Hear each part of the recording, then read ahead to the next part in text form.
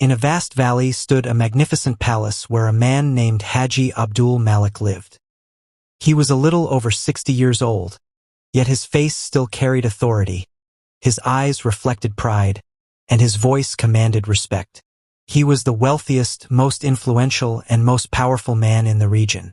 He owned endless lands, treasures of gold and silver, slaves, livestock, gardens, and trading caravans. People called him Malik Sahib, and he accepted the title with pride. He often told people, "All of this is the result of my intelligence, hard work, and wisdom, not anyone else's favor." Allah had blessed him with 3 sons, Akbar, Asghar, and Athar. From childhood, they were raised in royal luxury. Separate tutors were appointed for them, and they were trained in horseback riding, swordsmanship, logic, trade, politics, and religion. They ate from golden dishes and traveled either in camel caravans or on decorated horses. Among them, Akbar, the eldest, was the most arrogant. He believed that, as the heir, everything should belong to him first. Asghar considered himself the most intelligent and educated, looking down on others as ignorant. Athar, the youngest, stayed quiet but carried a hidden sense of superiority, convinced that one day everything would fall at his feet. In their youth, the 3 brothers were always the center of attention in gatherings.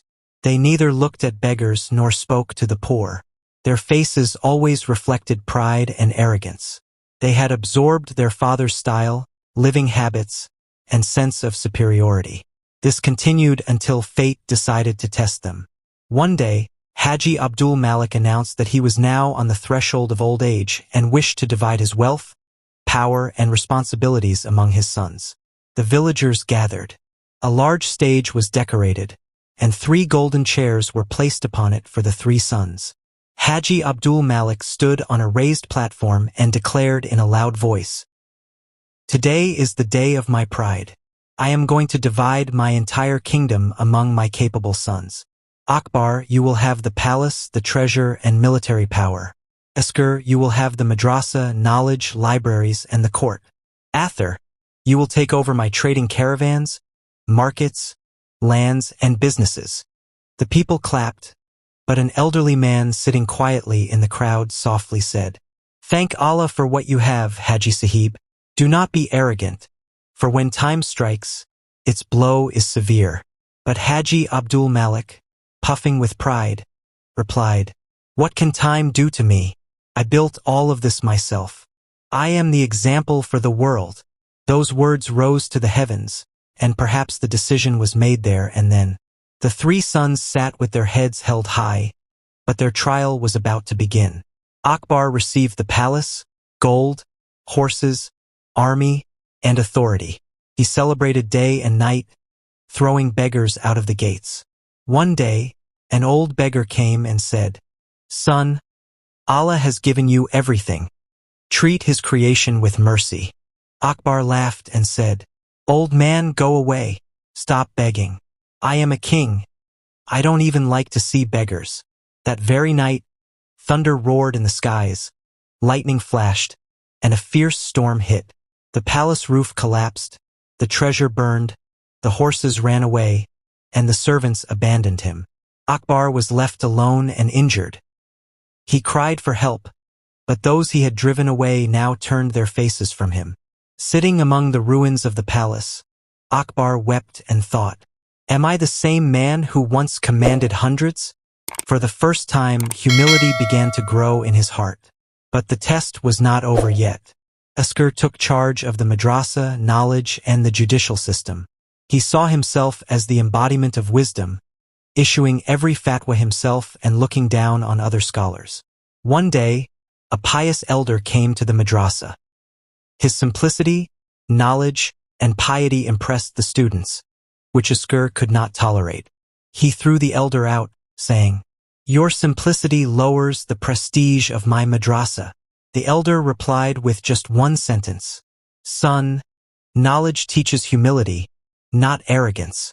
A few days later, the authorities discovered Asghar's illegal activities. The madrasa was shut down, the court seized, and those he had called ignorant now testified against him.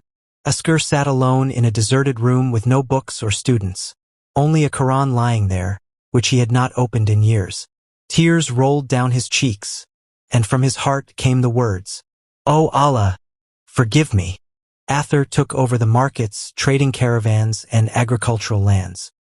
He became a merchant, but one who looked down on every poor man and despised every beggar. He mistreated laborers, cheated in prices, and carried arrogance in every action.